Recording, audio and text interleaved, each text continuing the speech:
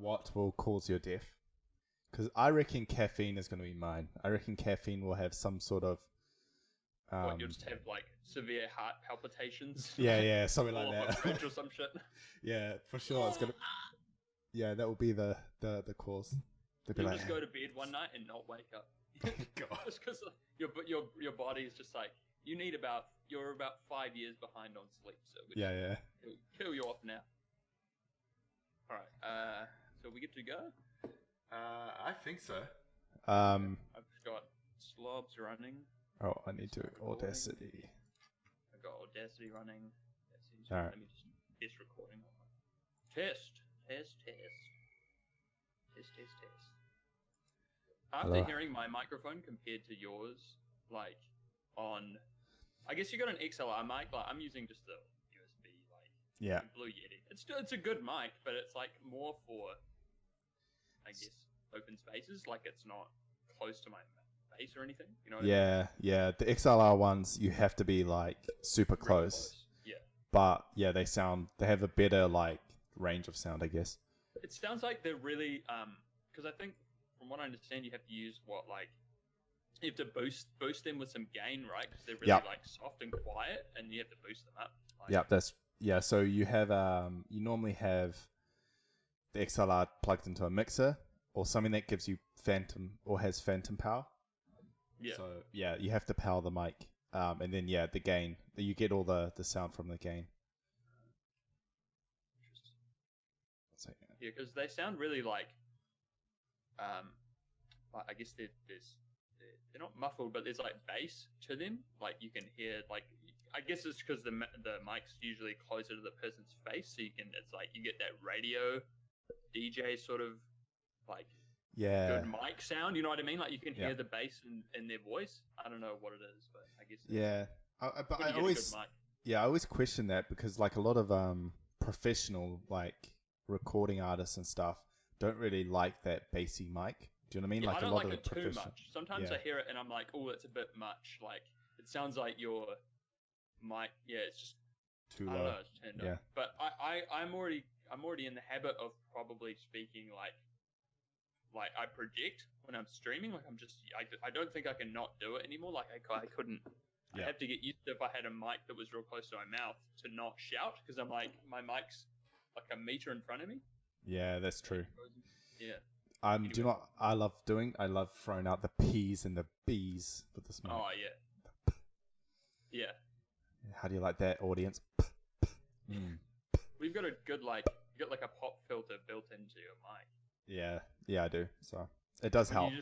When you use like a headset mic or even my mic doesn't really have any sort of, I need like a pop filter or something. I guess you can just buy one of those foam things that goes over the top. Pretty sure they sell them for mine. But yeah, some people don't have anything on it, and when they get close, it all peaks when they're like, and it's like, that's not.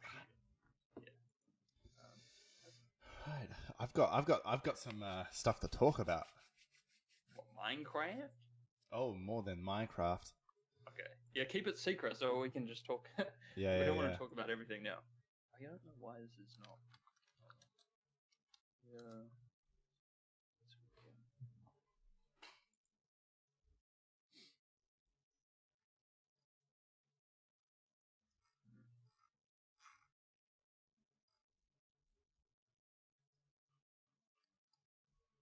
It's very strange.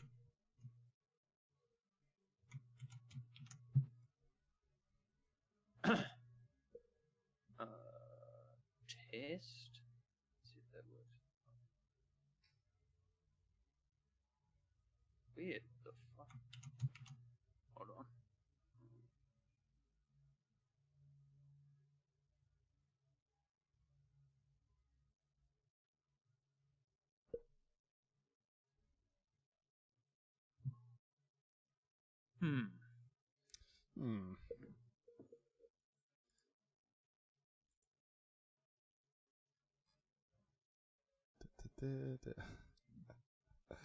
Oh, shit, that makes me laugh so much. I'm just looking at some of this new stuff I've been reading.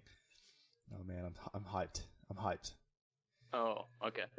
I feel like what will happen is we'll end up having too much stuff we want to talk about. So it's just gonna end up like figuring out what's the best bits.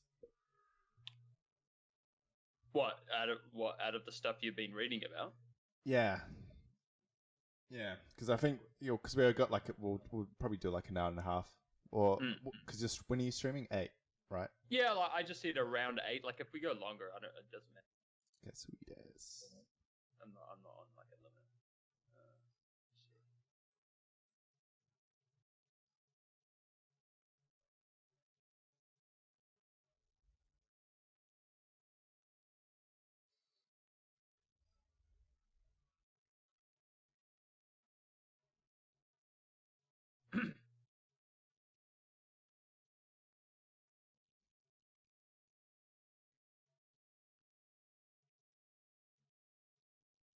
Oh no.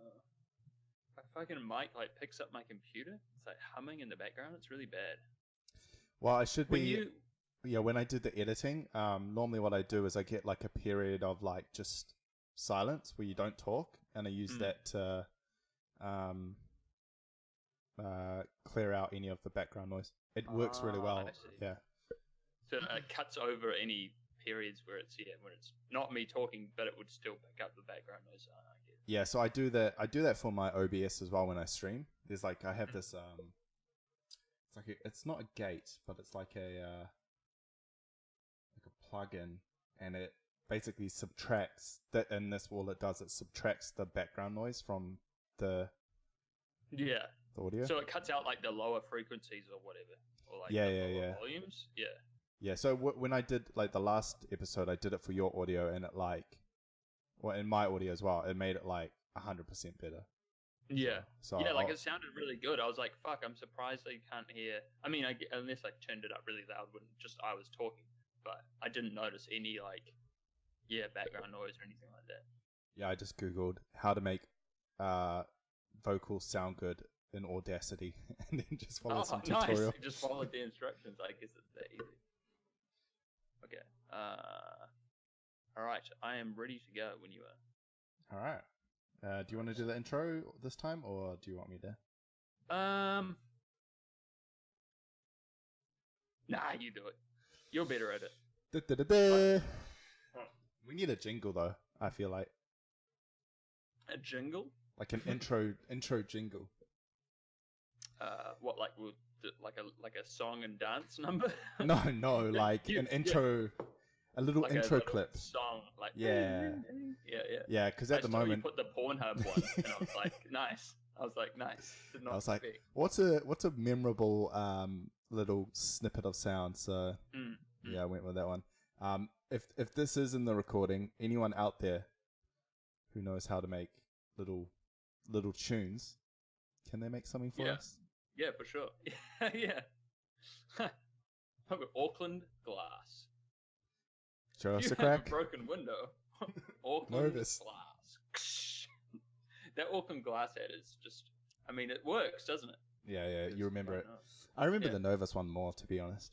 Yeah, that's true. Show us a crack. Oh, Novus. All right. Welcome, everyone. Oh, wait. I'll start again. Hold up.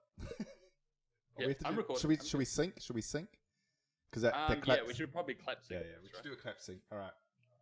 Remember the quick countdowns, like 3, okay. 2, 1. Yeah. All right, ready? Yep. Are you counting or me? No, I thought you. Okay, I'll do it this time. All right. 3, 2, 1. No. Fuck. Okay, quicker than that. All right, ready? Okay. 3, 2, 1. Come on. All right. That was like a second at a time. Well, I think it's the delay between us. No, it's not. We're not delayed at all. All right, let's do it then. Let's do it one more time. Okay, you count it. You count it then. Okay. Should we say sync at the same time as well? We'll say sync and clap at the same time. How about that? And we get that double. We get that double whammy. What, so we go 3, 2, 1, sync. And then while we're clapping. Okay. Yeah, okay.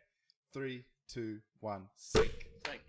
Yeah, see, That's it is, there is a bit of delay though. Because I clap, it? and I heard you clap like a second later. But that's okay. That's how we're hearing each other and how we're talking, so it works. Okay. Yeah. Yeah. All right. Cool.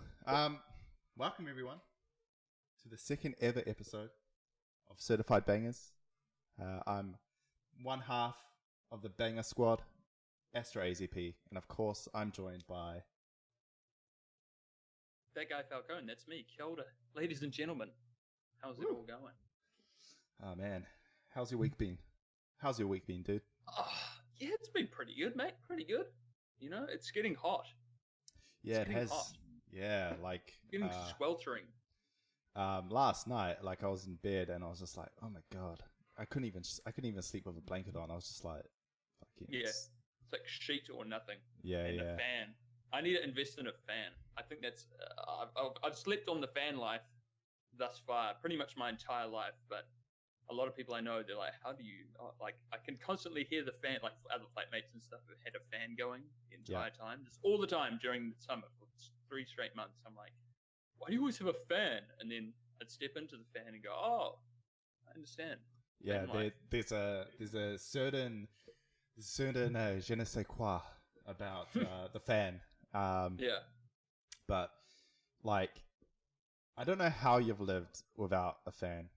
Have you lived in really like airy buildings? No. I mean, I guess I've always just been like, well, you just gotta like crack the window. Yeah, like deal and or like crack the window or the door, like have the ranch light open or air through the house, or I don't know. Sometimes you get a good spot where your house is like in shade or like in a valley where you don't get beaming sun, or maybe I don't know, like in my current space I got the downstairs, not the upstairs. Yeah. In a lot of houses, you know, the upstairs is way hotter because you're closer to the roof. Yeah, that's true. Yeah, I don't know. Oh man, just wear less. You need to get on it. And the other thing I have, like, because I've just moved house, there's that concern of mine is like, how hot is this place going to get, or how cold is it going to get? Because we moved in. You don't know yet. Yeah. I reckon this place is going to get fucking hot. Like, yeah, it's going to get stuffy. Yeah, I already kind of feel it. So yeah, I bet this house just gets fucking fuming, mate. It's going to be fuming. Have you got lots of windows? Like a lot of glass. A lot of glass. The windows. Yeah, we've got quite a few windows, but I don't know if they really help with airflow because we live in an apartment, so you don't have that like flow. Yeah, it doesn't go through one side and out the other. It's sort of you need that draft. You need that draft to get the coolness. Yeah, for sure. Yeah. All right, let's talk about something other than fans and.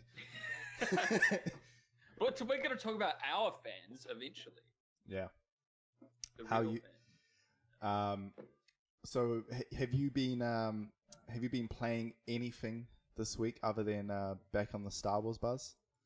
Not. I mean, I've been thinking about playing things that I would be otherwise playing apart from Star Wars, because I'm trying to really push through with Star Wars, because it's that type of linear single-player story game where you don't want to leave it hanging for too long. You just want to get through it. And I play so methodically and thoroughly, in other words, slowly, that, especially on stream, it takes even longer, that I don't want to let it linger for too long. Otherwise, it sort of takes away the meaning of the story. Yeah. So I'm trying to smash through it like...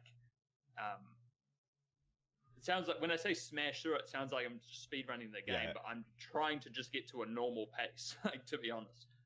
So I'm still doing that, but I'm still playing Red Dead on the side. Just so I've already played the single player, so it's like I'm just playing it at my leisure. But that's also like thoroughly enjoyable, playing it online with a few people. Yeah, that's the kind of game that you can just kind of pick up and play whenever. Yeah. Talking about Red Dead, it is on sale at the moment because there's a lot of Black Friday and there's the Steam sale or the autumn sale. So I have said to myself that when I get paid next, that I will buy Red Dead. Yes. I'm gonna get on it. I'm gonna full role play. I'm gonna play a cowboy. I'm gonna dive straight into it. You know. But Okay. yeah, I'm definitely keen. I think the price I saw it at was about $44. It's on Epic Games. It's on sale on Epic Games, right? Is that what you're talking about? It was on Green Man. Oh, Green Man Gaming. Oh, yeah. Nice. So Green Man have their sale at the moment. It's not as a lot of the games aren't as cheap as say Steam, but the way they differ is that a lot of the games come with free games. So like if you buy Red Dead 2, you get five free games. Really? Wow, that's pretty good. Yeah. So I mean, like, are they smaller ones or like a certain value? I don't even know. Like, I tried to read it. Yeah, I think it's just like a set of games. I don't actually know what the games are, but well, either way, what is it? If it's discounted, like Red Dead just came out on PC, although it is a year-old game, but it's pretty much full price at the moment. So sure. even 20% off, I think it's 20% off on Epic Games, and I was like, that's worth easily. Yeah, and even if the free games are like smaller indie titles, you know, to me that's still worth a lot. Do you know what I mean? Like if I can pick up some extra games, but yeah. So, man, I'm just trying to avoid buying so much on Steam. Have you looked at the Steam sales at all? Funnily enough, I had a look last night, and there's nothing. There's nothing that I want. There's nothing that there's a few things if it was like substantially cheaper, I'd be like, oh yeah, like, or if someone offered it to me, they were like, here, I'll give you this like for free. I probably wouldn't even play it now, but honestly, this sale and the last, what was it, the summer sale, I guess, in the middle of the year, like most of this year, I've seen sales and I might have bought one or two things, but for the most part I've been like, oh, I have everything that I've needed and wanted for many years. Like, so there's been Star Wars ones, and there's nothing tempting for me. I've got such a large library of games that I have to play, but I've already got them. So so you haven't been buying all those sweet cheap hentai games on Steam? No, I haven't. No. I like that there's that section though, because I have all my filters turned off, so it just recommends me anything, and I'll see one and be like, oh wow, that's full pornography. Yeah. My filter doesn't have that. But it always comes up at the top. It says, we have filtered out like 500 games from your search. It's like, what? And you're like, I wonder what those are. Yeah, they're all very graphic porno games. Most of them are I feel like 80% of them are just text. Like, they're just, what do you call it? Picture. It's just a picture and text, and you just like go through it. The dating sim kind of. Yeah, like, and then maybe 10% of them are like really, really shitty. Like, it's like Doom 1 with just like a sprite, and then they've just added one sound effect, and it's like, I think someone, a good friend of mine, Squeezy, shout out to Squeezy. He gifted me on stream. I think it's called Hentai Shooter 2, and it's like, it was $1 on Steam, or less than that, and he gifted it to me for the lols. And I actually looked up the game on Steam and watched like a video of gameplay, and it was legitimately like Doom 1, but they've just reskinned. It's just in a square, like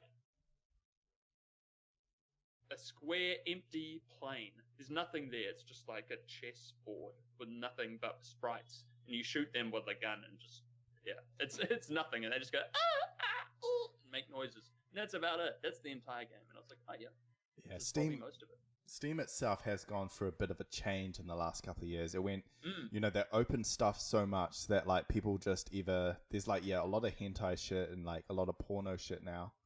But the other thing that they allowed was like all the greenlit games. People are just like money grabbing, like putting the most fucking shittiest stuff up just to grab a few bucks. It's like, oh man.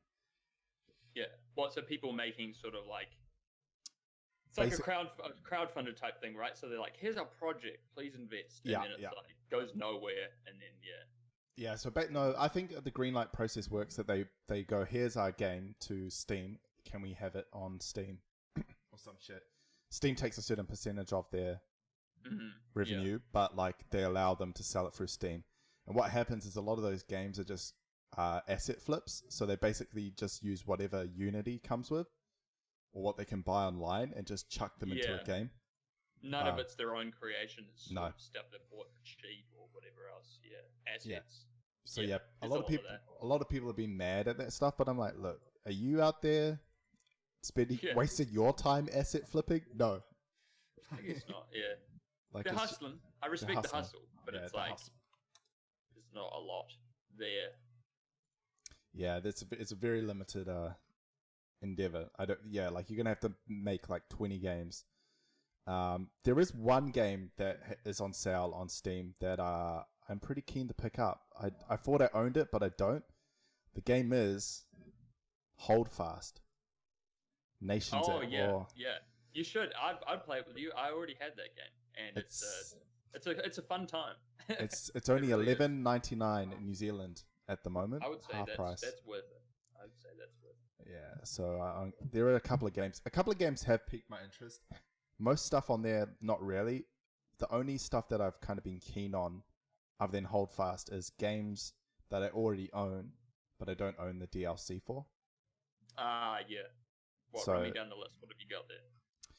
Like City Skylines, or like a lot of those Paradox strategy games.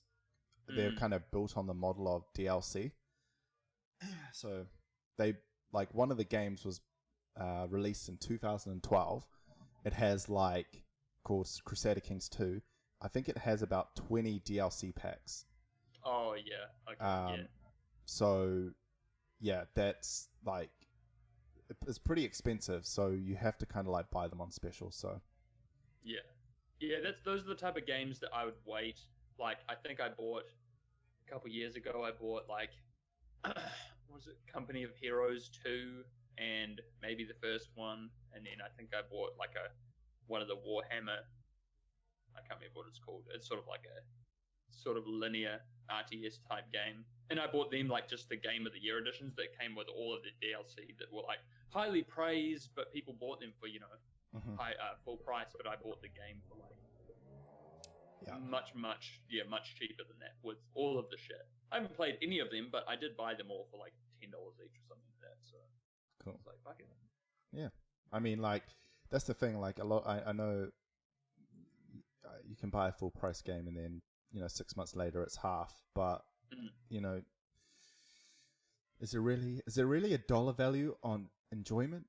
Yeah, really? Like these days, if there's new games that are coming out and I want to play it, like, there really is a difference between playing it at the time it comes out with, like, there's that communal experience of when everyone is playing a new game and everyone's talking about it, and you see all the forums and people on Twitter talking about it, and other peers of yours that are talking about it, and you're chatting with them about what are you up to and this and that. Like, it's been the same way for decades. When there's a new game and that's the game that everyone is playing at the time, and it feels it's hard to compare that with any other feeling, because you could wait 3 months later, be like, oh no, like, I'm being clever with my money, and it's like, okay, but when you do play it, you'll enjoy it, but like, and you could talk to about it with other people who had played it, but like, that's not at the front of their they're not thinking about it anymore. Like the internet is not thinking about it anymore, and like, that's a subjective thing, but I think it's really, really satisfying to play a game once it's new, especially if it's, I mean, if it's a single player game or an online game. Yeah, it's like watching a movie or a TV series, right? Like when Game of Thrones, the latest season of Game of Thrones came out, pretty much everyone watched it then and there. Like a lot, exactly. I hardly know anyone that's had to watched it afterwards, just because you miss out on that communal thing, and the fact that spoilers is such a prevalent thing in life now, that if you don't watch it or don't play a game almost immediately, you're going to have it ruined. Maybe you can avoid majority of spoilers, but you're gonna ruin it somehow. Yeah, like, even I was not a big Game of Thrones guy. I think I watched the first 2 seasons when they first came out years and years ago, and then was like, nah, like, this seems a bit naff. even though like those early seasons were actually quite good in comparison to some of the later stuff. But I gave up on it, and then once they announced the final season, actually no, it was the seventh season, the second to last season. I watched that with my flatmates because they were already going to watch it like each week in the lounge. It was like a special event, so I was like, "Fuck, I'll watch with you guys, whatever."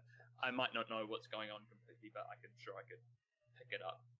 So I watched that, and then I was like, well, you know, since the 8th season is going to be the last, may as well watch that as well. So then, before that actually aired, I went back and watched all of the previous seasons that I had missed. Just because it's that big of an event, I was like, I don't like.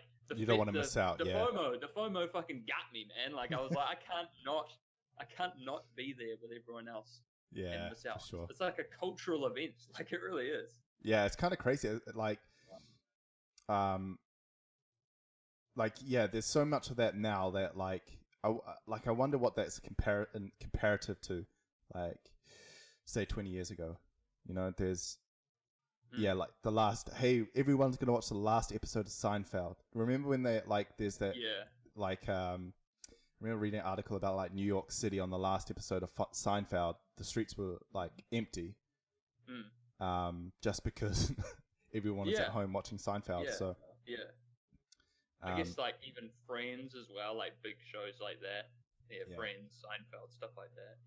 Yeah, stuff that definitely has like a cultural, or has become kind of like a cultural icon. Really, like those shows, you know, even if they haven't aged necessarily well in some people's eyes, they're still, you know, ingrained in people's memories of. Yeah, I would say that Game of Thrones, even if like setting aside the controversy around the last season, I would say Game of Thrones in the last like 2 or 3 seasons was akin to like a Star Wars movie coming out, like at least the recent ones. Like it's it's that big. There's a huge like community behind Game of Thrones, and has been for, you know, first it was like like nerds and stuff who are really into Game of Thrones and reading all the books, and then like all of those people. But then as soon as it hit like, you know, 4th, 5th, 6th season, everybody and their mum, sister's dog was watching fucking Game of Thrones. Like, and they, you know, whether they don't care about the lore, they're just like, oh, it has, you know. I always sort of put it down for being like, oh, they make such a great show. Like it's got all the nerdy stuff for the nerds. It's got violence, like really gratuitous violence for the men, sex for the men and the woman, like drama for the woman. Like it had everything for everyone. Like it catered to every type of person. All of it was like just jacked up to 10. Like the drama was at 10, the love and romance was at a 10, the sex was at like an 11, the violence was at like an 11, and then all the lore shit was at like an 11. So it really was for everyone. Yeah, I think and then that's given off based off all the groundwork that Martin J. What's his name? George R. Martin. I always get the problem is that like he's got that initial name, and I always want to say J.R. Yeah. By Tolkien. Yeah. But yeah, I think, you know, give him 20 years. I give him a lot of credit. Like I mean, that's all based on his shit. Like I'm sure the book, like from what I understand, all of the material he's made is very, very good. So, yeah, you know, for sure. Speaking of Tolkien, no, go ahead. No, I want to hear about Tolkien. Speaking of Tolkien, what do you think? Like, because Lord of the Rings is like just this godly, like it's just on this pedestal of fantasy or just the whole Lord of the Rings, like franchise. Canon, everything about Lord of the Rings pretty much is on this like pedestal of like, wow, this fantasy. I guess unless you're a fantasy nerd, in which case you could be like, well, the Sword of Gorgorath has a much better lineage if you read the 7 books, and then it's like, okay, I don't know that, but everyone knows Lord of the Rings, right? So huge. Tolkien died, in the 50s, I think? Like, something like that? He fought in the First World War. Yeah, he was... Maybe before that. He was old. So, and those books, I think, were released in, like, 30s, 40s, or something like that. But I think now I'm like, what do you think Tolkien would say if he, like, What do you think he would find worse? Like the Shadow of Mordor games, or something like what else? What else is like the Hobbit movies? Would he just look down and like would he just if he was came back as a zombie? Do you think he'd just immediately off himself? He'd watch somebody playing like a YouTube like PewDiePie playing Shadow of Mordor or whatever, and just see this like random elf human guy like shanking orcs for 25 hours, and he'd be like, "This is not what I meant to create," and then shove his pipe into his eye and try and off himself. I reckon. Or do you think he'd be like, "This is great"? I don't know. See, it would depend how he was. It's like, I wonder how he was in real life. Like, I wonder how he held his writing. Yeah, like while he was alive. What he thought about his own. Yeah, I wonder if he held it. And you know, he comes from a different age where, you know, I guess his work and people of his friends, like he was friends with C.S. Lewis, who wrote Narnia. Mm-hmm. You know, if they looked at, you know, back then they wrote their stuff and it was a standalone piece. It wasn't necessarily sold off as a commodity.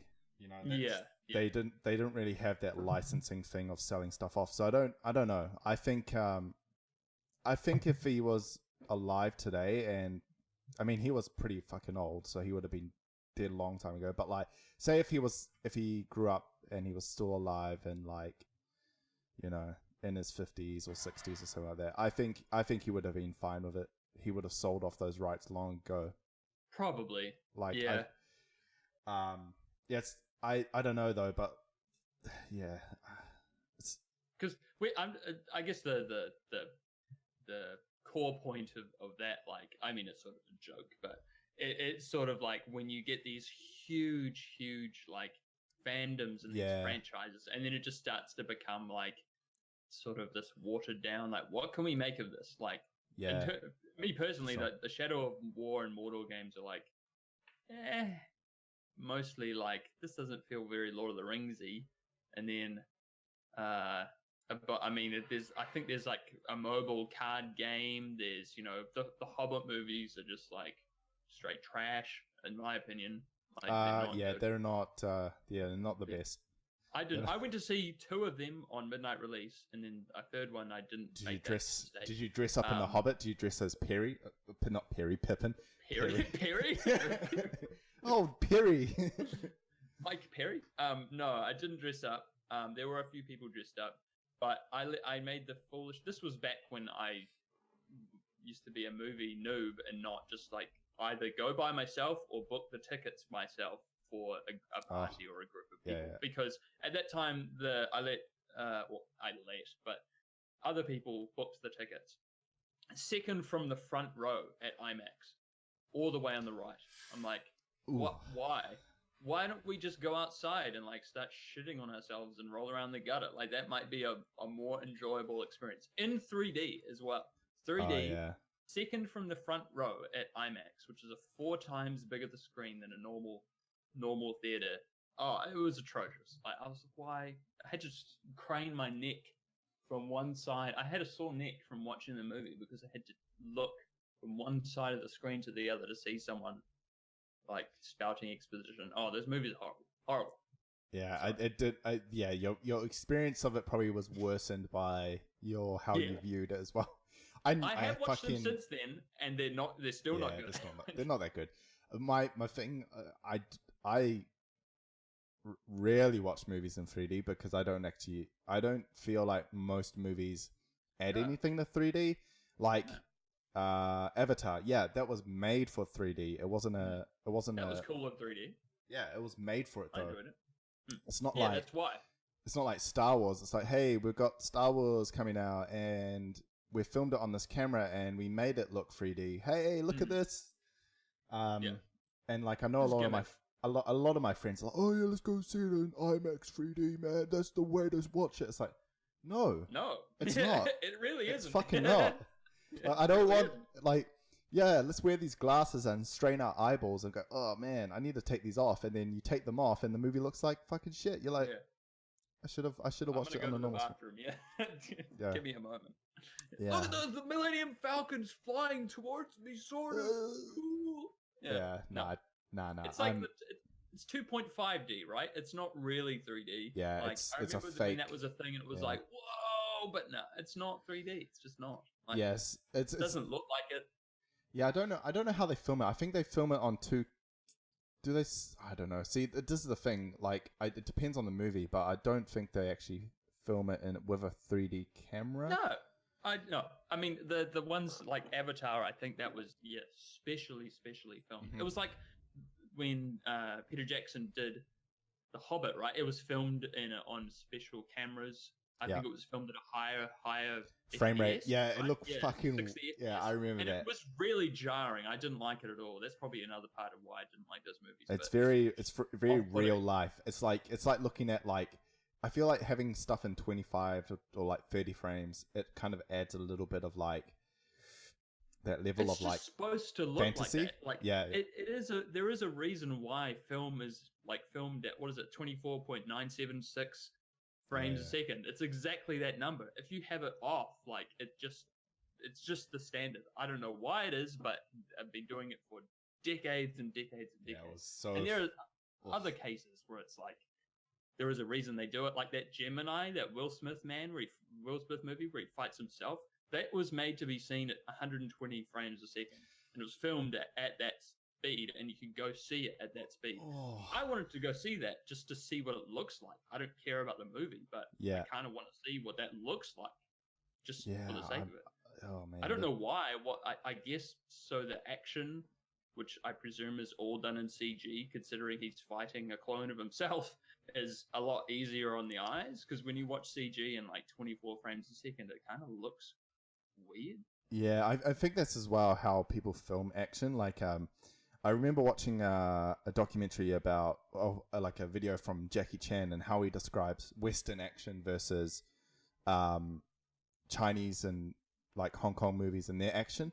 It's that and John Wick is a good example of a Western movie that does it, is that they show the action flow through, right? So like a lot of Western movies, like if they throw a punch, they cut when the punch hits, right? To add impact.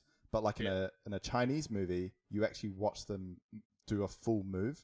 Yeah. And that actually adds like a level of like, you know what they're doing. Whereas like a lot of Western action movies, it's like, fuck, what the fuck is going on? Your eyes are like, you're trying to like fucking focus, but there's all this, there's so many cuts and you fucking like, oh god. Like, yeah. It's hard to see. Yeah. I like, some movies do it better than others. Like, I mean, you can look up statistics of the amount of like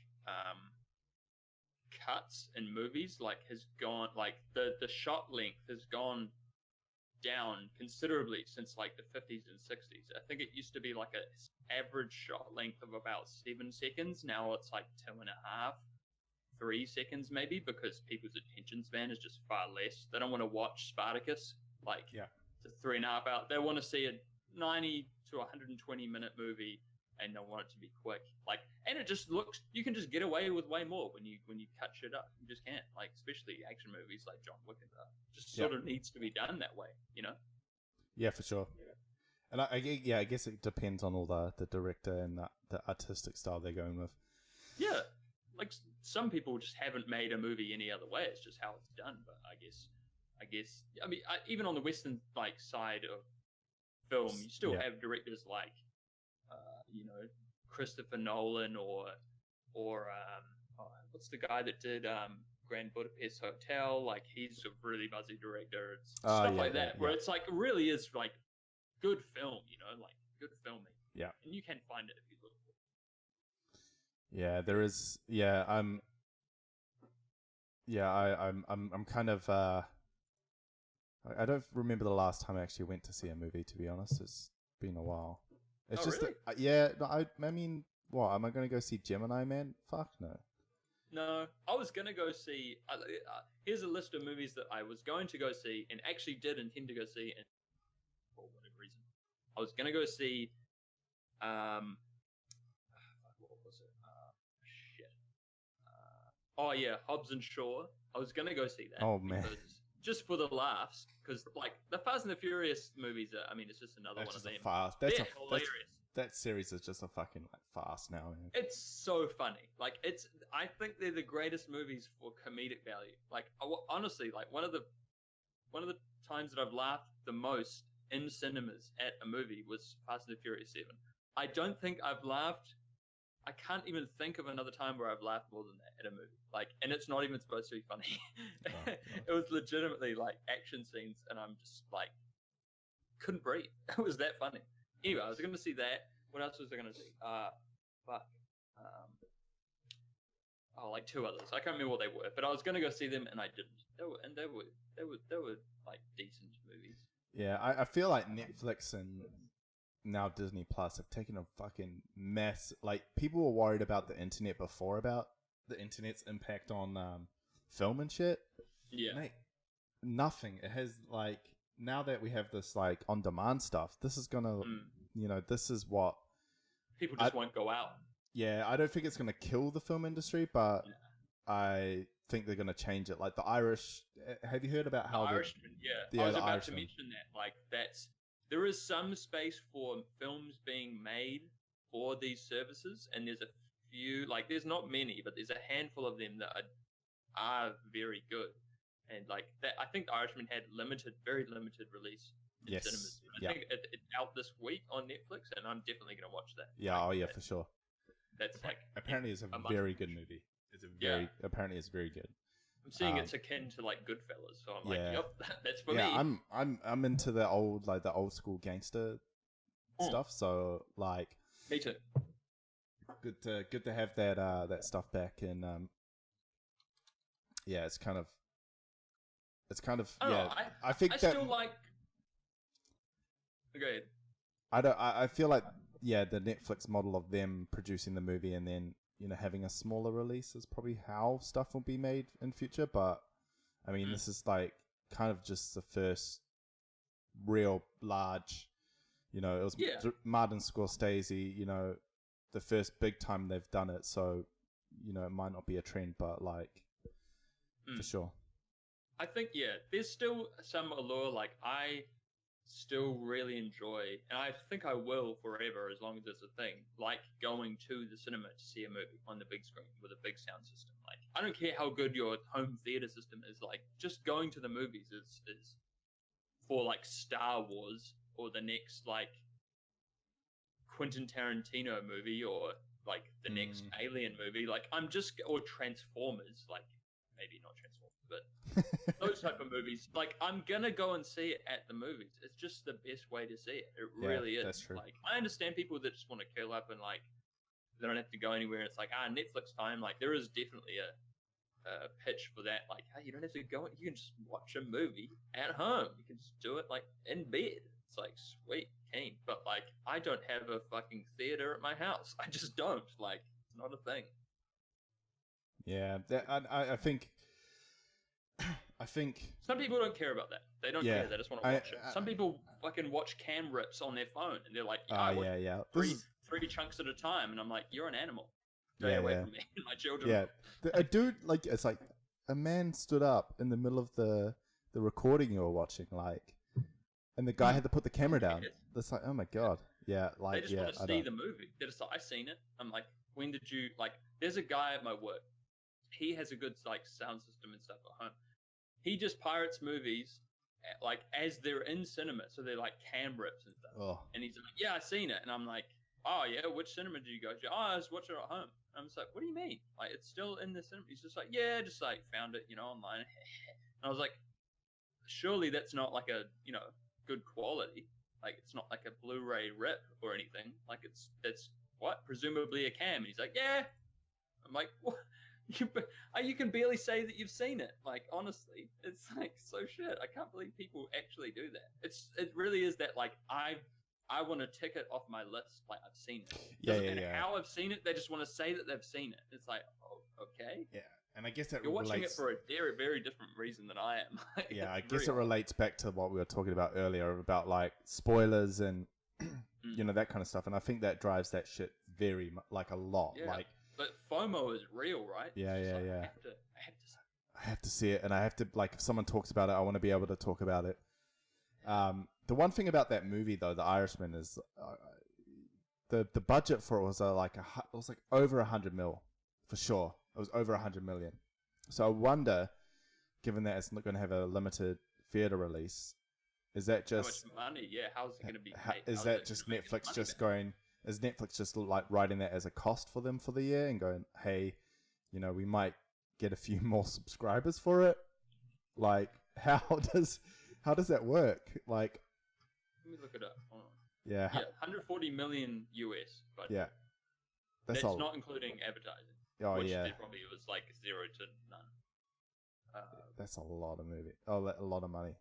I guess maybe Netflix just outright pays for it, and they know that like maybe it's just worth it. Maybe it's that maybe they like it does feel like they're going to that more of like a model of like content creation. We're just going to create this content, like the stuff, because we have enough money. It's like they less see it as more of a profit making enterprise and more of a like fill it up with content so it's worth more altogether. The whole thing. Yeah, I get you. Yeah. Like speaking of, there are like, I didn't think, because when they're like limited release, I thought, probably not even sessions in New Zealand, and if there are, there's like going to be next to none. But there's a few. Like I'm looking online right now, and it's actually playing across Auckland and other places. Like, yeah, so it's a thing. No, they won't make much money from that, but at least it's getting like in the cinemas. It's going to have exposure. But yeah.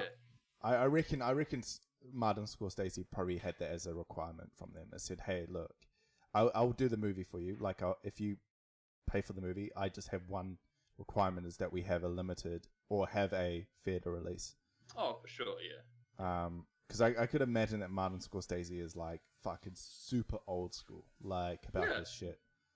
Like, and I like that he is. I want more movies exactly like this. Like, this is akin to Goodfellas, and that's like a 30-something-year-old movie. More than that. It's like, just give me, like, I don't care. That movie's incredible. Like, it's timeless. And you watch this, and it's probably going to be close to it. Like, the ratings are insane. And it's fucking 3.5 hours long. I'm surprised that even has an audience. But people, because it's on Netflix especially, you'll get people who wouldn't otherwise go and see it in the cinemas, watching it just because they've seen one trailer, or it's recommended on the homepage of Netflix, and it's just people on their couch being like, I guess I'll watch this. And even if they watch it in 2 halves at a time, it is 3.5 hours long. Most movies are half that length these days. But they're like, oh, I know who Robert De Niro is. I guess I'll watch it. Yeah. I like the model, and I think you probably will see it a lot more. I think maybe not even, maybe, this might be one of the rare times it gets a theater release, but like there for sure will be a lot more large, theater grade movies on Netflix that are never in the theater. Like, yeah, for sure. Yeah, it is definitely going. I don't know, like which way it's going, but yeah, it is going in that direction at least. Like, yeah, for sure. Like, can you name how many other movies on Netflix that were original, like pretty big budget movies that didn't get cinema? Or I mean, maybe they did. Like, I can only think of that other one, the Natalie Portman one. Oh, yeah. That really strange one. It was like, what was it, from the director of Ex Machina, I think? Same guy? Maybe? What was it called? Oh, Annihilation. That's Annihilation, yeah. Yeah. Like, that was like alright. It wasn't amazing, but... Well, there's stuff like Roma, I think was a Netflix movie. Oh, really? Yeah. There's they have there's probably, I guess Netflix is now just a production company too. Or, you know what I mean? Like, there's probably... They really hammer down on the stand-up comedy as well. Like, there's a fuckload of stand-up comedy on there. And they just pump it out. I think most of it is kind of average. But most of it, they really pump it out. Most of it's pretty shit. It's just that they need a lot of people. It's like, they just basically pay for anyone to do stand-up comedy. It's good for the stand-up comedians, though. Like, I'm pro, like, sweet, like, give these people exposure. Eventually, you find 1 out of 10 that's, like, really good, and that person goes on. Well, I mean, they already were really good. but then they go on to be even better because they got that one. It's like an HBO special that sort of is now like Netflix, although there's more of them, so they're kind of like you have to look a bit more to find the really good ones. But it's sort of akin to that, how it's like, oh, I got a Netflix deal, got like an hour special on Netflix, and it's like, oh, there are some good bits on there, but yeah, too much to filter. Yeah, I think there's fucking so much shit on Netflix. It's kind of stupid. Like, how are you ever gonna watch anything on Netflix? Or find stuff. It's like finding those gems on Netflix. It's like, bro, I don't use I don't know who uses the fucking just random. Like, just find something. I never use. My flatmate has it, and he's connected it to my TV in my lounge. So occasionally, you look at when I know that there's something on there that I want to watch, I'll go and use it. But I just scrolling through Netflix to try and find something using the app. That's how you just end up watching shit that you never intended on watching. That's just like, don't waste your time. Like, sometimes you could find something that was valuable, but usually I just hear or see about something on the internet and then I go and seek it out. Like, I think that's the best way of watching something. If you're just bombarded with pictures and like auto playing videos, you're gonna be like, oh, good. I'll watch that, and then you end up watching just a bunch of really average shit. Talking about something that's going to be on theater screens, the Game Awards. Oh yes, I like this. This will be, for some reason, I don't know how this happened. Who they talked to about this, but there's a few theaters in America that will be showing the Video Game Awards live, which to me is a bit of a. They've done that before, I think. It's such a strange like concept, but I mean, if it's a like, I think they're showing the new Jumanji movie as part of it as well. Like, hey, come see the movie, the Game Awards, and then watch Jumanji or some shit. But wait, there's a new I'm confused. There's a new Jumanji movie. Yeah, it's a sequel to the new Jumanji. Yeah. You get to watch the Game Awards at the same time? Yeah. I think they do the Game Awards until you watch the Game Awards and the Jumanji movie, then you can come out. I think it's the Game Awards and then Jumanji. Okay. People will just immediately leave to like, we're going to show you the Jumanji afterwards. Like, yeah. Have you been following much of the controversy on the? Yes. What, just about the nominees for some of the categories?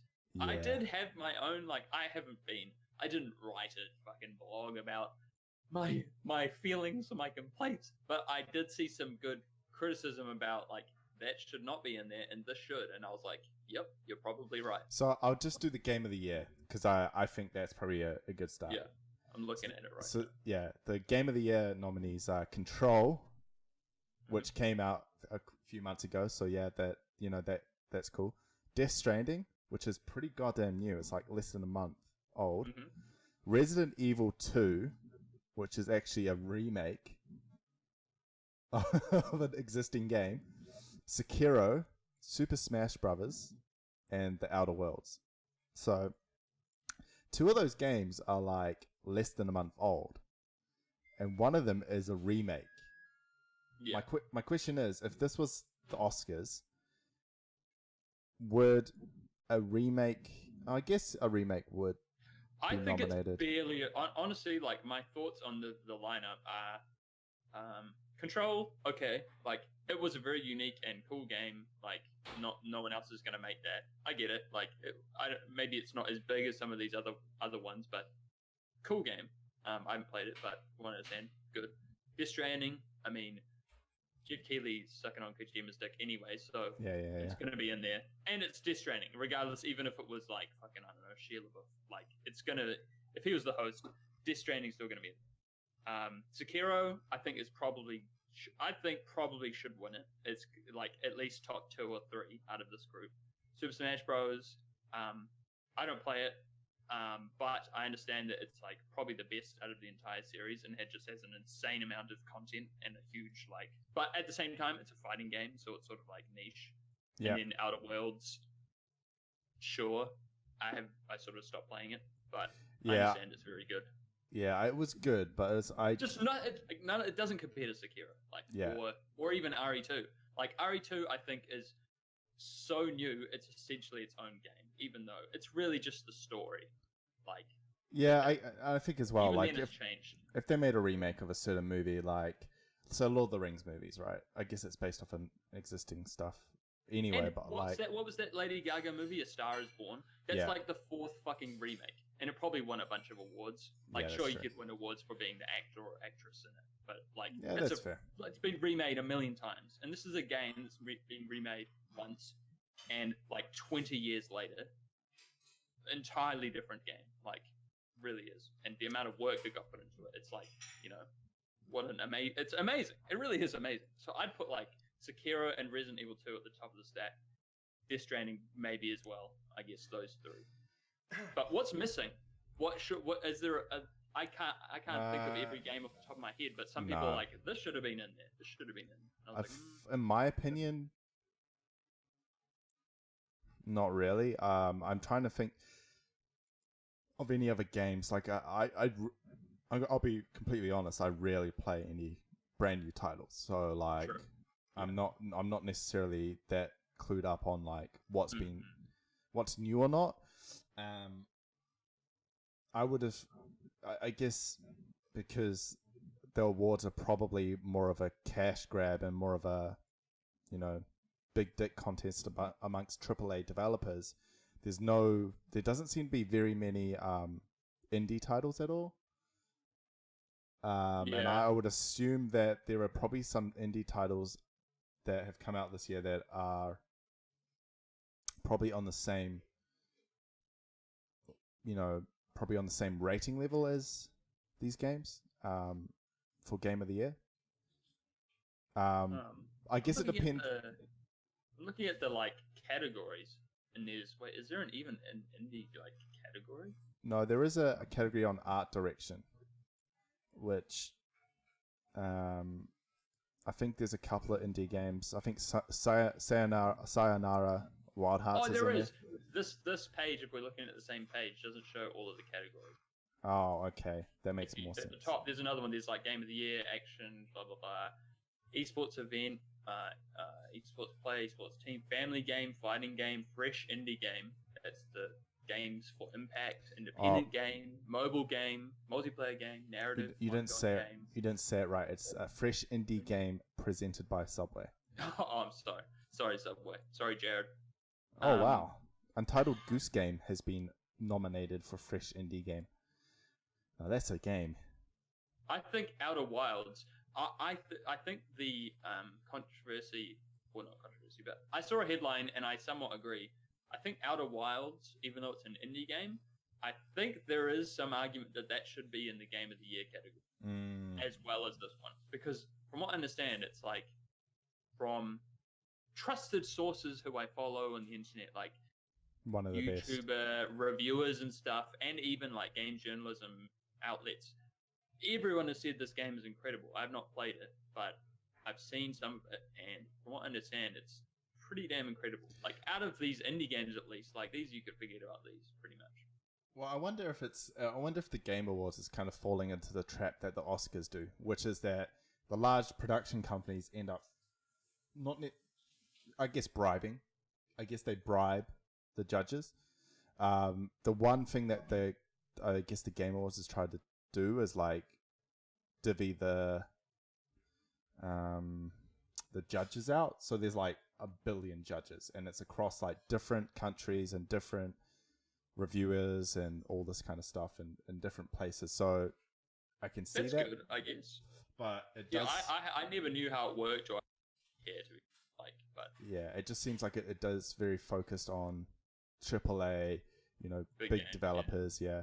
The one category that I'm a little bit iffy on, and I think it's because of how esports is that the esports player, there's no representation, it looks like, from the fighting game community, and there's one specific dude I think. Oh yeah, Aslan Ash, right? Yeah, I mean, like the esports So the category says the esports player judged to be the most outstanding and performance and conduct in 2019, irrespective of game.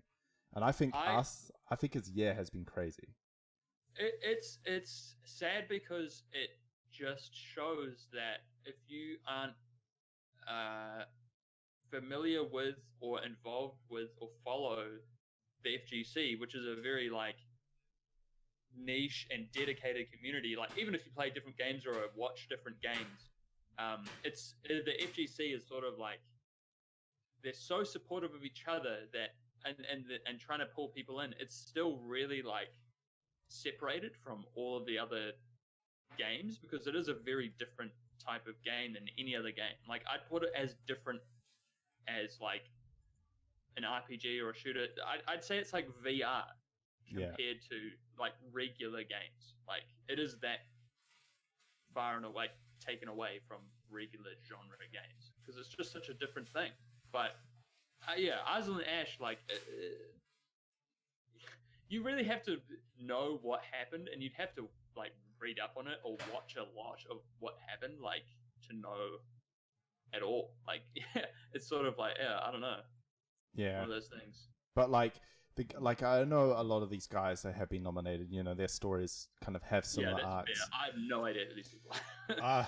Like I don't really know. I know Faker who got nominated, who's League of Legends pro, but I think most of them are Simple, maybe CS:GO a little bit, but like not really. But like I think as well, all these games that were nominated, right? They're all team-based games. I think. Apart from Burger, he's a Fortnite player. Oh yeah, that's true. But you can play in there are like squad games, but that's the main key, I think. Tekken is Tekken, or even if he was a Street Fighter player or something else, like the Aslan Ash's story is insane. Like it really is insane. Like it's like there's the Tekken community in general has been. It's like there's like a new era right now. It's moved on to like a new saga. Like for the last 20 years, around that, Korean players or people from Korea have just been like the dominant group of people, community that in Tekken. Like they just have like beating a Korean like professional player is like they call it slaying a dragon for a reason. Like if you can beat like fucking Kokoma, or you can beat Jonding, or you can beat Kudans, or you can beat Saint, or you can beat JDCR, like that's like you may as well put that on your resume. Like it doesn't matter. But this random Pakistani guy came out of nowhere. Like I think he had one tournament before Evo Japan. Yeah, like listed he had one. Tournament. Yeah, before that was like the big one where people were like, "Whoa!" And the one before that, he turned up and actually like showed off some stuff. But that was the big one. Like getting to Evo Japan is like that's one of the biggest top 3 in the world. Especially considering the caliber of player that's going to be there. And it's just some random guy. Like, it's weird that there is where the best players come from.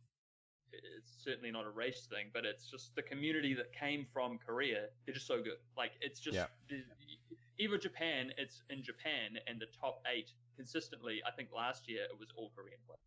I think that's a reflective of how they treat that kind of stuff, gaming over there.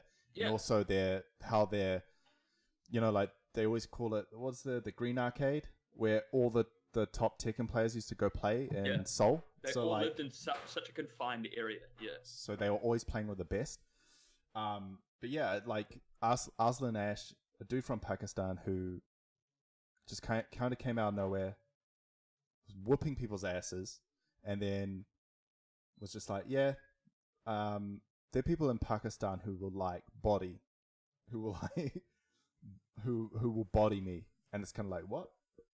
So it kind of made you realize that there was another community out there that doesn't necessarily get any limelight and kind of isolated to themselves a little bit, because of, you know, they're like in a vacuum. It was like they were in a vacuum because he speaks, so he's like, yeah, dude, come back to Pakistan, like any of you guys, Korean guys, anyone, and I'll show you like my mate and my other mate and his brother that are like, they beat me half the time.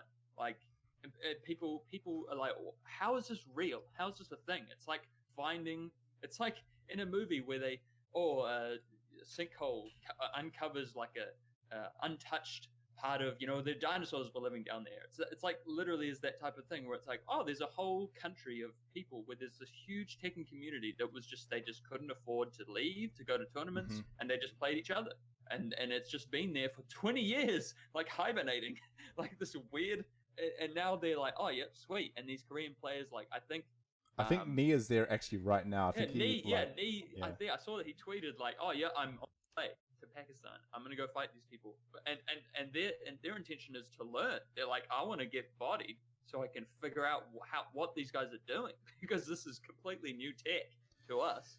Yeah, I always find that very fascinating about the fighting game community. Like, I know there's a lot of bad blood. There can be a lot of bad blood in like some of the other games, like League of Legends teams, and like because there's a lot of being all these team-based games. There's a lot of like trading, betrayals, and like all the stuff that happens around team stuff. But like, I always find that the fighting game community in general is they're very respectful to each other. Oh yeah. And when they lose, they take it on the chin, and they take it as a lesson to learn. Like for Nia, for example, coming against Arzen, he's like, damn, there's people out there who have a skill level that that I can learn from. So taking that risk and actually going and learning off other people and traveling pretty much halfway across the world. It's like, do you hear a Fortnite player or CS:GO pro doing that? Probably not. No, I feel like it's also because the community has fostered this attitude that because it was so small and niche, and especially like across the world, people are so spread out. Not many people played fighting games. I mean, it's bigger now. There's just more gamers. But if you go back to like the late 90s, early 2000s, people banded together with people that they just utterly hated because there's no one else that played Third Strike, or there was no one else that played, whatever King of Fighters 2000 or whatever the game they wanted. They're like, I hate these people, and there's only 8 of them in my neighborhood in wherever they are, New York or whatever. But I have to play them because I love this game, and there's nothing else to do. So I will fight them every week or however often it is, because I need to learn and I want to learn, and they're happy to do it. Like, it's the same thing with Knee or any of these people. It's like people are constantly searching to go and have casuals and friendlies because they want as much exposure to play the game and to other people as possible, regardless of if it's going to inform them. Like, there is no, like the teams and stuff, I think, there's sponsored teams, but they're all individuals. Like, that's what I like the most about fighting games. It's 1v1. Yeah. It's like why I only watch UFC. I don't watch any IRL, like team-based sports. I don't care or follow any of them, but the UFC is the most interesting to me because it's one guy versus one guy. You can innately tell without knowing anything about the sport what is happening. Yeah. Because you can see, because there's, I mean, you don't need a life bar. In the video games, there's a life bar and like a meter bar, so you can tell even more. But it's very straightforward. It's the closest thing to real competition that you can get is a 1v1 like thing. Like I find it the most tense and most interesting thing because there's less factors involved. Yeah, there's less variables. One man's brain. Yeah. It's like watching chess. Like if you know what's going on, it can be hype. And I guess there are shooter tournaments where it's 1v1, but I guess that goes back to like old school Quake, like 1v1, but it's sort of like map knowledge and that type of thing. But yeah, fighting games are dope, and I think they're still underappreciated. Yeah, I think that people forget that. I see. This is the thing: is the fighting game community isn't like Fortnite, where it's just one game. Fighting game community is like 20 different games. So many fucking games, yeah. But they all banner under one because there's so few of them that they see each other as, they see themselves as in the same kind of team. Yeah. But yeah, it kind of is funny that it's probably the oldest esports community in the world still struggles to get paid what they should, like for events, and get the respect from other esport organizations, and just struggling to stay relevant, like just to stay out, like get exposure, like just to get people who are not in there paying attention or playing the games to get interested, because it really is like in a bubble where everyone knows what Fortnite is. Yeah. But how many people know like about these communities? Like, sure, some people might have heard of Tekken. Like, you kind of have to be old to like know what Tekken is, I guess. Like, I don't know. It's a strange thing. Like, it's so far removed from everything else. Yeah, the amount of people playing Fortnite is probably more than every person playing every fighting game combined. Like, oh yeah, for sure. Probably. Like, it's that small a niche. Like, yeah, and I think the fighting game, I guess it's the type of game it is. It hasn't necessarily fostered as large a online presence as a, say, Fortnite or what have you. You know what I mean? Like, yeah. Fortnite is built around online gameplay. And even though Tekken and Street Fighter and stuff do have online aspects, or like it is online, like fighting games, how they work fundamentally is kind of can be very janky online. It's not the optimized. best way to play them is IRL. Local, like yeah. that, and that's a lot of veterans of the fighting game community don't even like playing online because they're like, this isn't real. Like, we grew up playing in the arcade, like against each other, zero latency. That's just how the game works. I guess people who grow up now are like, oh, I can get used to it. Like, I can play online, and it's like, okay, sweet. I've very rarely played anyone that I know IRL because I just haven't been bothered to do it. But it just takes that much effort. Like, if Fortnite players were like, oh yeah, to play it like, well, without, let's say online there was like 200 milliseconds of latency, and it was like, oh, okay, you like the game so much, would you bother to go drive half an hour to go meet with people playing Fortnite? 10% of people playing Fortnite would continue to play Fortnite, maybe less, because they're just like, no, this is not playable. Like, or the people that would continue playing it would be the people that can't tell the difference. They just don't know. And I'm sure there are people playing Tekken or other fighting games that don't know what they're just casuals. They don't know what latency is, or they don't understand that they're at a disadvantage because they've never played next to someone IRL. And there's also the matter of fighting games are like the hardest game. Yeah, they're tough. Exists. They're very tough. It's the hardest genre of game there is to get into. And he said it, people fight him. I did say it. Yeah, I'm here right now. I'm saying it. Here, you heard it here first on Certified Banks. It really is super, super hard to you have to be humble, man. Like, you have to be so humble, and you have to be ready to just be completely destroyed a lot. Like, and to be able to like understand, like, there's so much more behind the scenes that I've been like trying to get into Tekken, and then like going from a level of a casual person to then learning stuff like frame data and how that works in the game, and like moves at a +3, and you're like what? And then you realize that like this stuff wasn't necessarily created in the game. It was created by people playing the game. They've gone, you know what? There's this stuff, and they've figured scientists. out. People in the lab, scientists.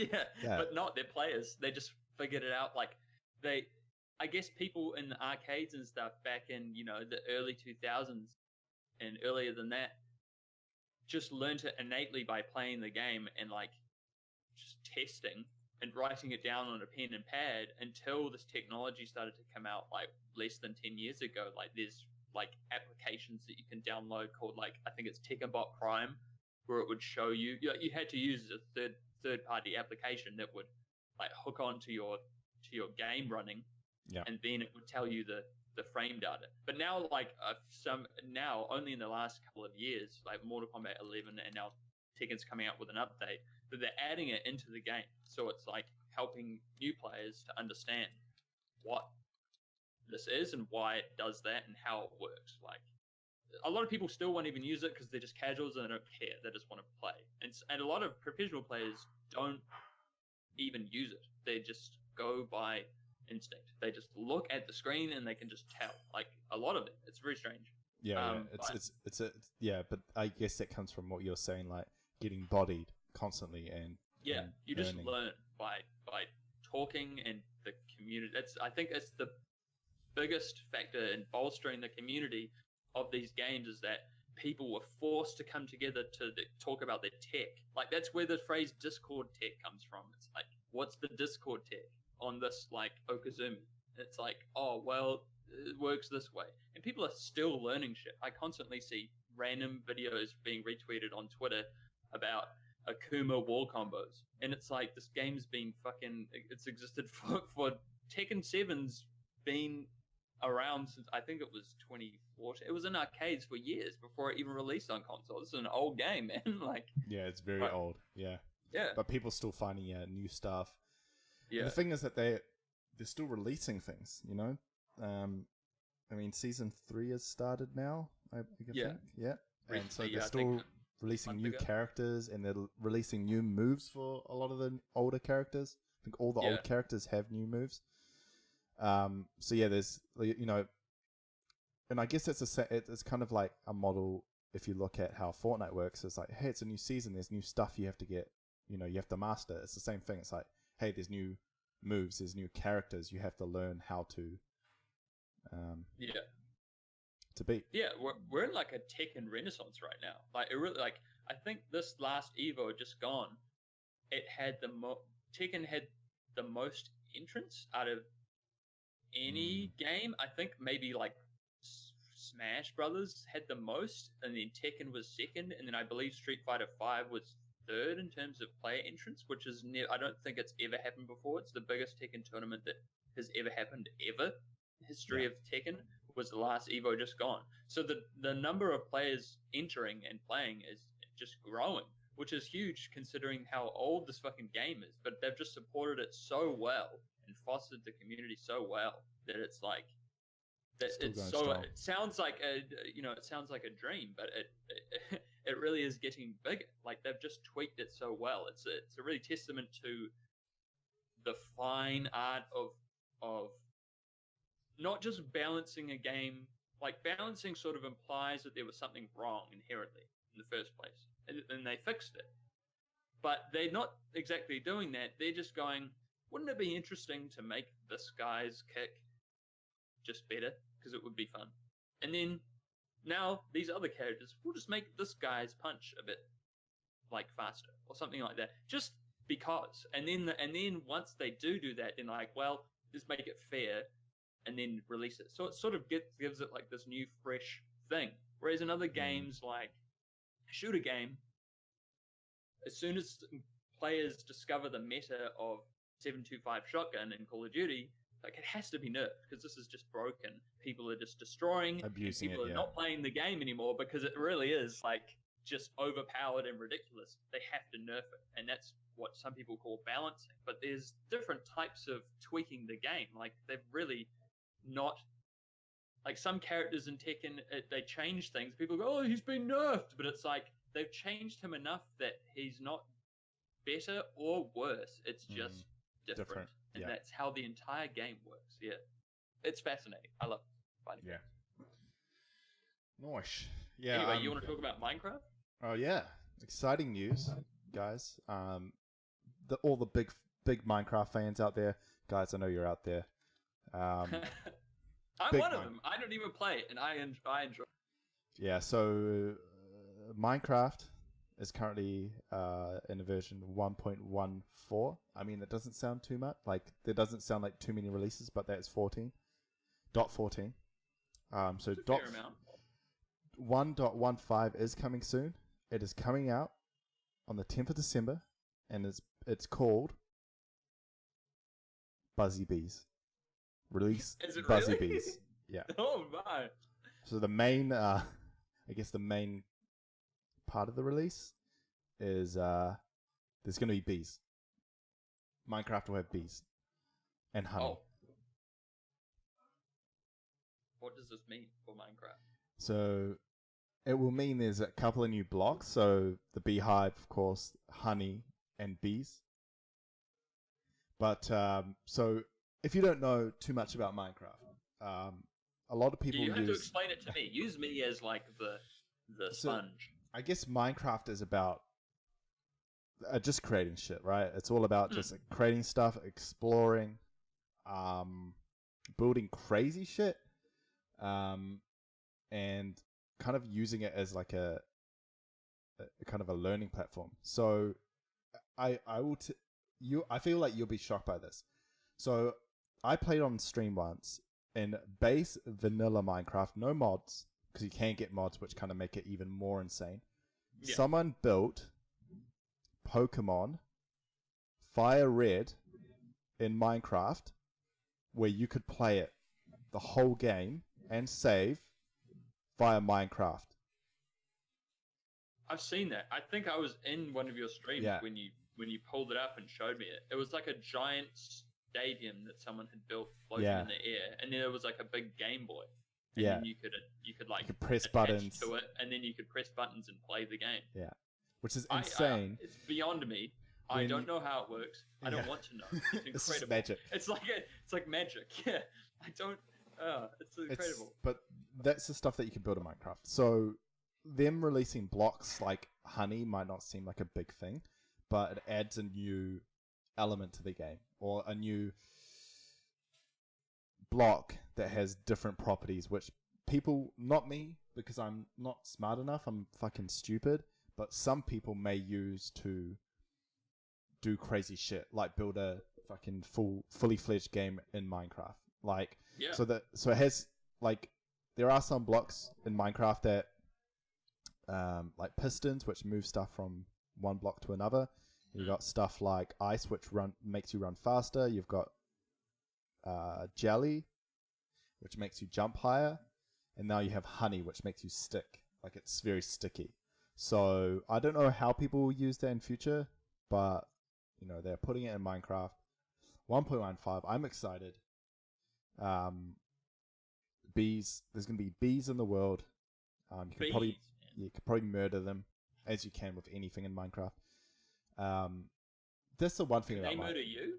Probably. They'll probably be able to. Around? Will it be like a block, like a swarm? Okay, I've got some notes.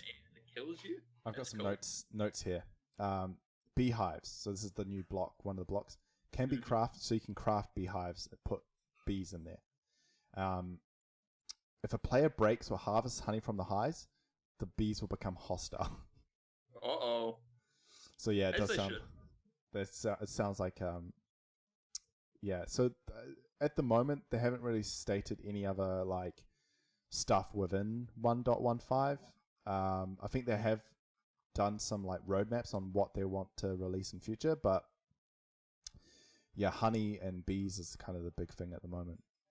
Which kind of sounds stupid when you say it like that, like bees and Minecraft. It's like, okay, what? It's like, but you know, Minecraft is still, I believe on YouTube at least, still the most watched game on YouTube. It might not be on Twitch, but YouTube, I'm pretty sure it's either 1 or 2 behind. It's like Minecraft and Fortnite on YouTube, but like Minecraft even on Twitch, Minecraft is still like there's some big people that play Minecraft, and because they're huge, like people who love Minecraft, are gonna watch it.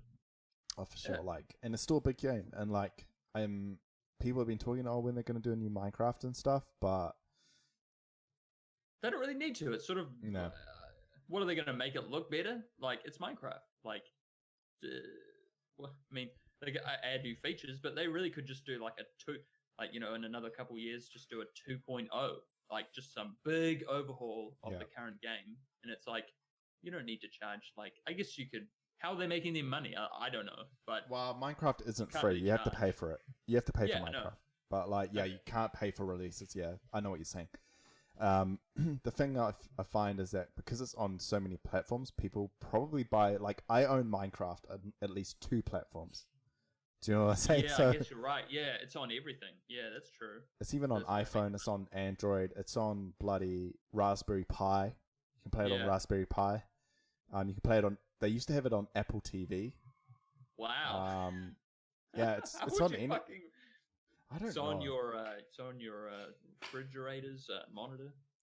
Actually, you could probably play Minecraft on your monitor because it would be they're normally Android based.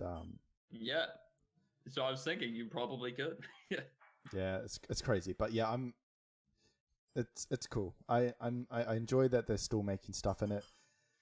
Minecraft can be a very tedious game. You kind of have to play it with something in mind. You can't I find if I have no drive or no goal in Minecraft, it's like you just end up wandering.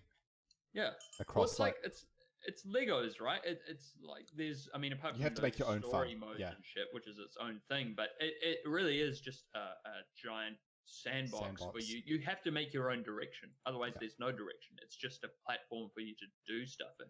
But you got to know what you're doing. And the things that people can create in that, like not just solid, non-moving, like, oh, we made the entire mine of Moria from Lord of the Rings. That's already fucking incredible. Like you could look up videos of recreations of 2-scale things. Like, oh, we made a ribbon wood, no big deal. Yeah, it's like, wow, what? Like, that's incredible. But then there's things that are moving, like you said, they're using all the carts and the piston systems and other shit, and it's like, oh, we made these giant moving things. Yeah, we made a functional computer in Minecraft. Like that shit blows my mind. Like it's ridiculous. I can't even fathom. Yeah, and I think that's kind of the thing about Minecraft. It's still super supported by a community as well. Like, there is base Minecraft, but like once you start getting into the mod stuff, it's unreal. Oh like, yeah, the mods they make for the game are like unreal. Like, and you can play whatever you want. Like, you can find a Minecraft mod for pretty much anything. Like, I was playing this recently. I was playing a Minecraft mod pack which turned it into an RPG game, but still retained some of the Minecraft elements of like exploring and like harvesting shit. But like there was gear and like weapons and like stats and stuff, and it was just like it was so much fun because it was like so it was a crafted environment as well. No, it was randomly generated. So normally with mods, they don't come individually. You can download them individually, but there's normally a mod pack, which is like a curated group of mods that work well together. So like for this RPG one I downloaded, it had like different worlds I could go to. There was like different realities and like towers and like dungeons to explore and stuff that were all randomly generated, but were like based on mods. And that's crazy, man. Like the fact that that stuff's still going strong. I reckon that's why Minecraft hasn't died for sure, is that people still support it. It's the people playing it, that are keeping the game alive, like, for sure. Like, they're literally, it's not just people playing a game passively, like people are playing it and in doing so making stuff. Like, the percentage of people playing the game and who are also creating community things that other people can download and play is probably really high compared to any other game. Like, can't think of any other game that's probably there's not really any other, like, I guess there are hard to compare it. Yeah, there are other games that do like a creative mode and like creation stuff, but like nothing on the scale of Minecraft for sure. Like most people just passively play, they buy it and they're like, I consume the content, like not really make anything from it and give it back. Yeah, so I'm looking for the new Minecraft stuff. Even though it sounds a little bit janky, but like I really do enjoy Minecraft. It's like it's not a game where like like we were talking about earlier, it's all driven on you. You have to make it a game. Like if you just go in there and go, okay, I'm gonna harvest some wood. What the fuck am I doing? It's like fucking super tiring. Yeah. But like if you play with like, hey, I'm gonna build a fucking hotel and casino like I am in my Minecraft series, then it works. It's fun. But yeah, I'm looking forward to it.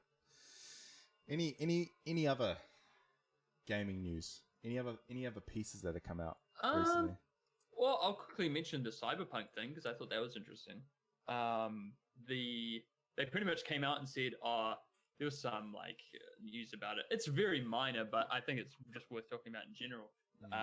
There was some news that the multiplayer mode, which I think a lot of people don't even know exists. Yeah, I wasn't expecting that. To be honest. They said initially when the game, I think this is a few months ago, when the game was like more trailers and stuff.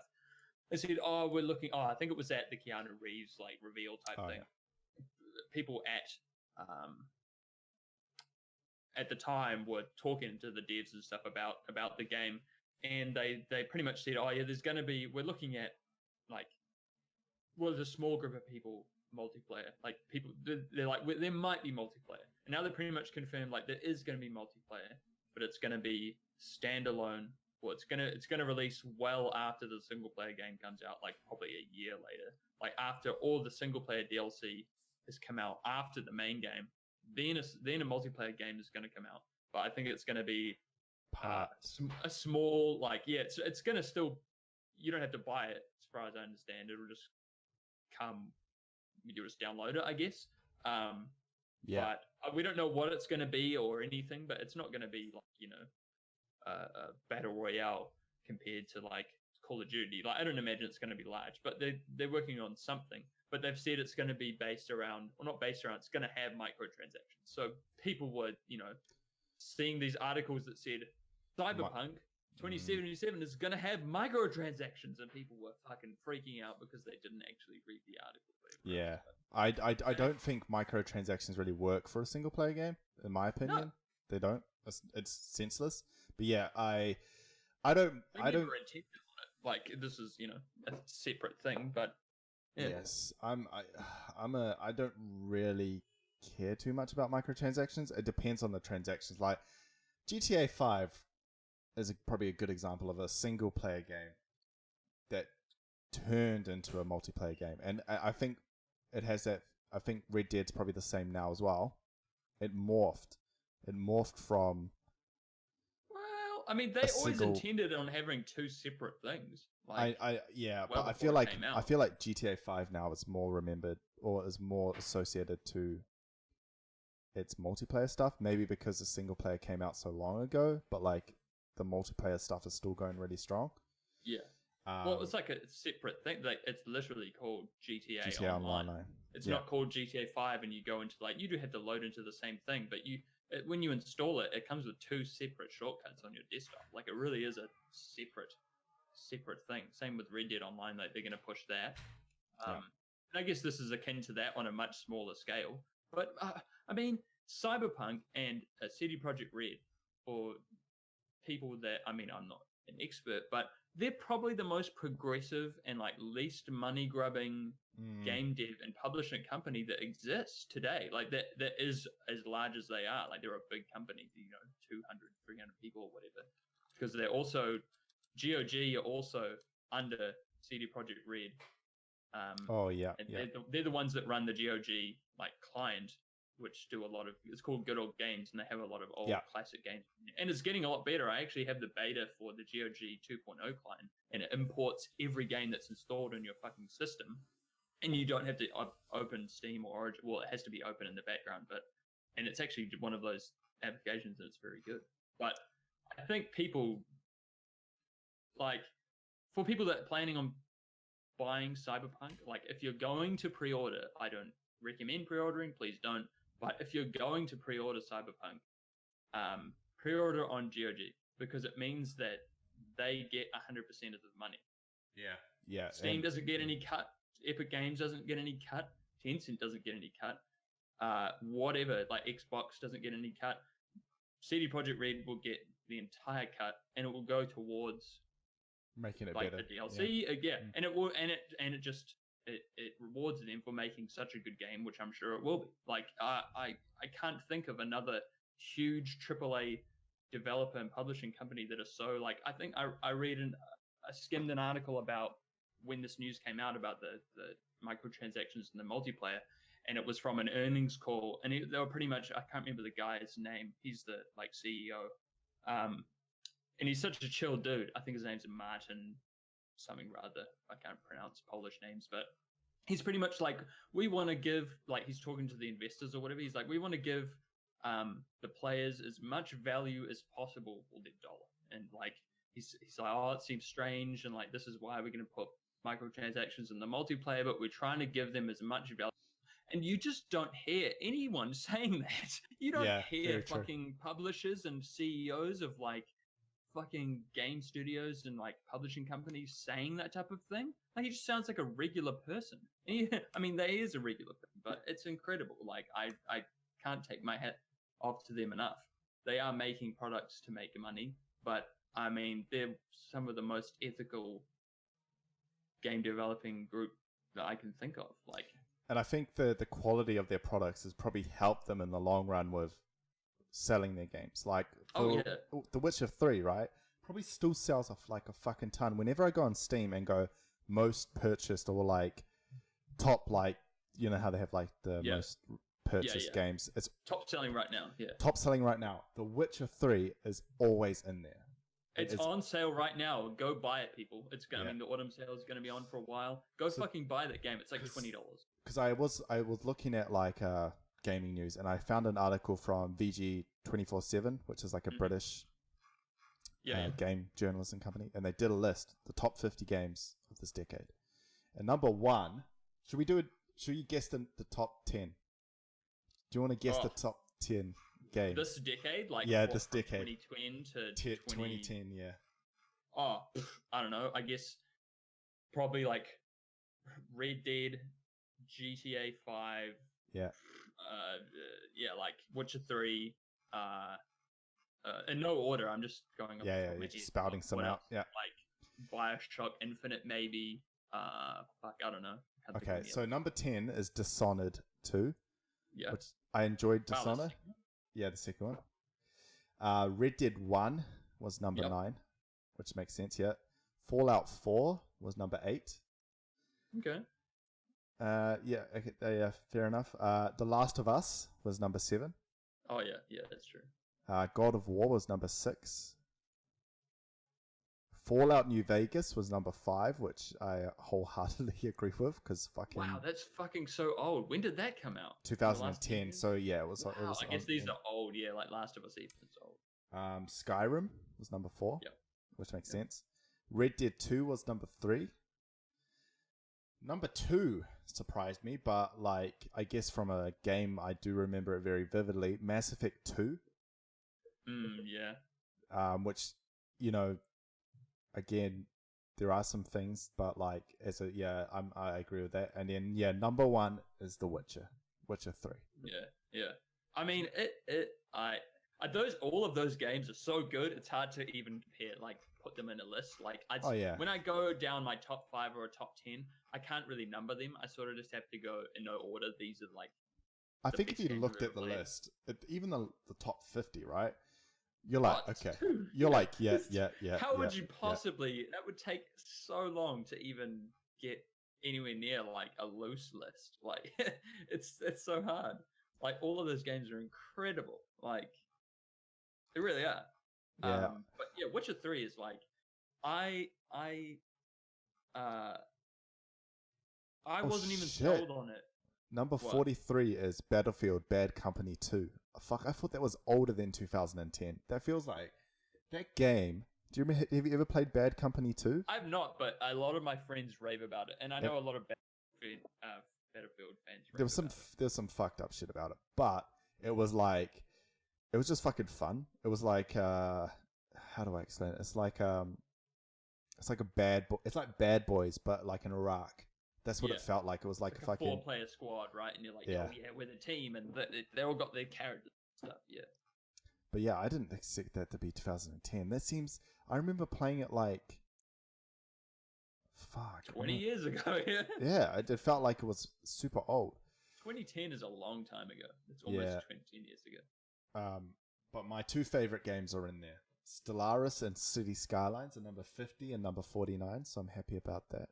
Oh wow. Nice. Right next to each other. Yeah. Well, they're both by the... So, you know how you're talking about, like, CD Projekt Red being such a, like, good developer? Even though Paradox have a lot like their model on DLC is a bit fucked up. They produce pretty decent titles, and they're very community driven. They're not necessarily driven by the bottom line. It's just the way it's just more of a community driven developer. Like CD Projekt Red, like to me is like they're the kind of gold standard of developer. Yeah, and they didn't used to be that big. Like I'm sure, what is it called? Paradox, the name of the. Yeah, Paradox. Yeah, it's like they're probably. I mean, I don't know how big they are, but I presume they're smaller. But I think once you go smaller, you're just gonna see an increase in these great smaller indie or like publishing companies or dev studios that are more ethical. But like that's probably why they're not like so huge, is because they're not like grind these fucking workers into the ground and get us a game. Like, you know, it's like, nah, we're just gonna make it and release it like it's real. Yeah. We think we'll do well. Yeah, it'll sell. Probably why. Yeah. Like, yeah, and that's why CD Projekt Red's like the one out of like how many, you know, you don't get a lot of that. Sadly, there's not a lot of those. But yeah. Cool. Anything else you want to think we should talk about this week? Well, I was gonna do like a little recommendation. All right. Maybe you could recommend something that you've been reading or watching or listening to, like another podcast or something like that. But for me, I've been watching The Watchmen. I just started watching it yesterday. It's just called Watchmen. It's like the HBO series. Yeah. Based on the comic book, and fuck me, it's good. Very, like really, really good. I think they're up to episode 6 or 7. I watched the first 2 yesterday. Yeah. Extremely good. Highly recommend. I feel like a lot of people aren't watching it. So it's a bang. It's a banger. Yeah. I mean, certified banger. I mean, we haven't rated any of the things we've. No, we kind of just rambled, but that's fine. That's fine. I think all of the things we talked about are certified bangers. Yeah. What have I been? What would I say is a certified banger this week? What have I been watching? I've been pretty much working all week, so I haven't actually had time to like play games or like watch TV or anything. But well, let's say like in the last like month, like it doesn't even have to be recent. It could just be something that came to mind. Certified banger. I guess because I watched it recently is Preacher. Preacher. Yeah. I can go watch that. I haven't seen it, but I've heard very good things. Oh, you will love it. It's so good. You've watched The Boys, right? Yeah, I love The Boys, yeah. Shout it out as well. It's the same dude wrote it. Oh, really? Okay, Yeah. I'll probably right up my alley then. Yeah, so The Boys and Preacher, and there's another series that's set in the same, written by the same guy. I can't remember. So yeah, it was Garth Ennis. Both written by him. So like that kind of tells you his caliber of writing. What else did he write? I know he did work on like Punisher for a bit and Judge Dredd and stuff. So yeah, he's kind of, if you like that gritty kind of realistic take on a supernatural show, then Preaches it. It's nice. It's kind of like The Boys is a very like realistic, kind of slapstick, dark, but also dark. Yeah. Version of what superheroes would really be like. It's very similar. The Preacher's kind of like that, but like supernatural and like fucking all that kind of stuff. It's the same kind of vibe.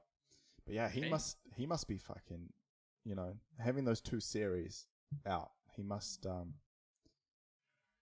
be raking it in for sure. Yeah, because the Boys did really well. Like, I feel like not everyone knows about it, but it was so good. Like, and they already, I think they've finished filming the 2nd season. Like, it just got the green light like straight away.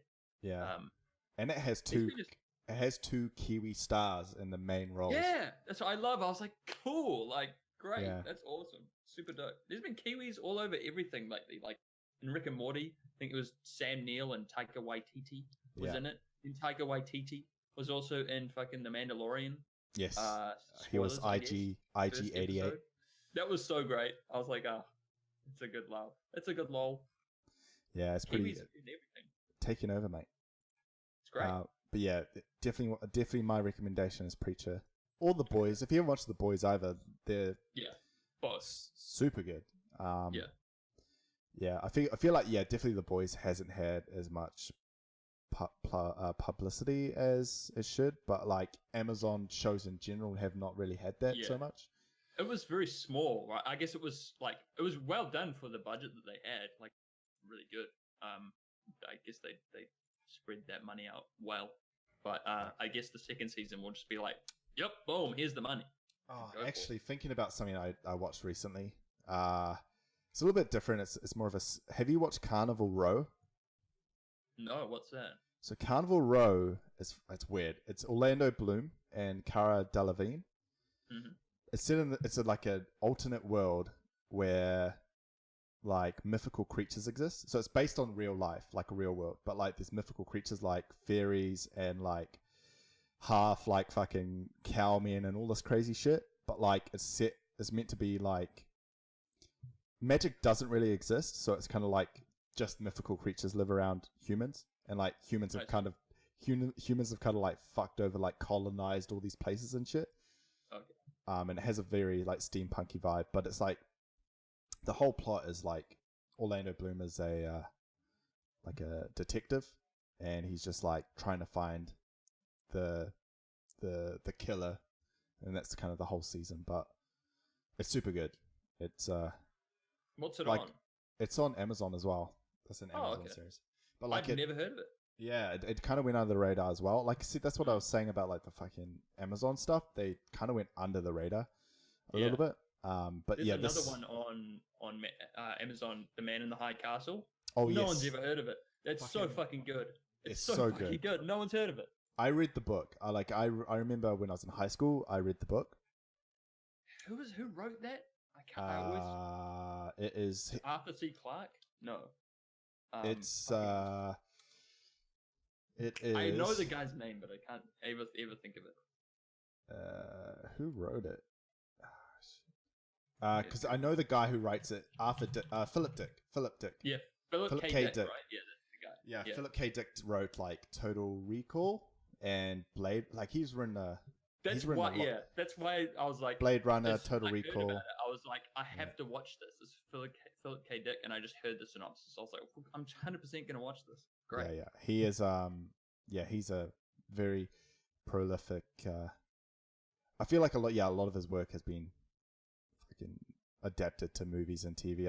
I think his style of writing is very. Yeah. He based it a lot because he used to write a lot of those science fiction magazines and stuff back in the day, so a lot of it is like fixed around that like style. L. Ron Hubbard, like old school pulp. Yeah, the old pulp. My favorite writer, L. Ron Hubbard. Yeah, because they and I guess those stories do validate themselves as like a TV series because it goes through those three key, the introduction, the whatever. But yeah, yeah, man, like I think those two would be my Preachers, The Boys, and Carnival Row. Carnival Row is a bit different. Sounds like people need to just go and check out, like, Amazon. go through a list of Amazon series and see what they're missing out on, because it's like, well, yep, we just named like 4. Maybe that's a New Zealand thing though. Maybe it's just us. I feel like it is. Yeah, it's just people that I've talked to. This is what we call anecdotal evidence. So I just looked up another series because I'm looking at like shit on Amazon. There's a series called Britannia, which is set in like the Roman conquest of Britain. That sounds like fucking right up my alley. There you go. Just found another one. Yeah, fuck. I'm gonna have to watch this too. Yeah, but yeah, those are my recommendations for this week. Oh, I got one quick, another one. Another quick recommendation. It's not anything you can watch, unfortunately, people. It's a book. Hell's Angels. Reading? Yeah, I'm reading a book with words. There's no pictures. It's just not even a picture book, just words. It's Hell's Angels by Hunter S. Thompson. I think it has a subtitle. Let's see if it does. Hell's Angels something. The Strange and Terrible Saga of the Outlaw Motorcycle Gangs. There you go. Yep. Yeah. I've already read it twice before. Once like a long time ago, and then second time like I sort of count as my first time reading it. Maybe it's like 3 years ago. But it's such a good book. It's essentially Hunter S. Thompson, the guy that invented gonzo journalism. People probably know him as the writer of Fear and Loathing. Yeah, like from Fear and Loathing, which is based on the book that he wrote, which I'd also recommend. But it's essentially his first book. He used to write for the Rolling Stone, and then I think, maybe not. I was going to say that it might have been the whole book based on a project that he was doing for the Rolling Stone, then just turned it into a book. But I think it was him doing a project. But he essentially went and lived and rode with the Hells Angels in the 60s for like 2 years, and it's just his story of putting himself in the story itself. That's what gonzo journalism was essentially like. Instead of writing objectively about something separate from yourself, it's injecting yourself into the story itself and then writing about it from your perspective because you're in it. And it's so good. It's just, it's gripping. Just really good. I can't. Certified book banger. It's a certified banger, and pretty much everything Hunter S. Thompson does and did is like certified banger. Even his interviews, which are quite amusing. Cool. But yeah, that's it. All right. I was thinking that anyone wants us to judge bangers, they can hit us up on the old Twitter. Yeah. Tweet us at our Twitter is at certified bangs. So yeah, if you want bangers, certified bangs. Yeah, we couldn't get bangers. Not the hairstyle. Yeah, we don't judge hairstyles. Just unfortunate that we can't get certified. It's fine. We'll deal with it. Tag us in any post. Maybe if you got a song or a new film you want us to, certify. We can do that for you. And look, we're gonna be completely honest. So if it's fucking shit, we'll fucking let you know. Okay. Yeah, it's a dud. It's a fucking dud. It's dud. Don't at me again. Yeah, don't at me. Don't at me. All right, sweet as. Nice. Cool. Well done. Thanks, everyone. We'll catch you next time on episode 3. Certified bangers. All right. Thank you so much. Ta-ta. All right. Bye.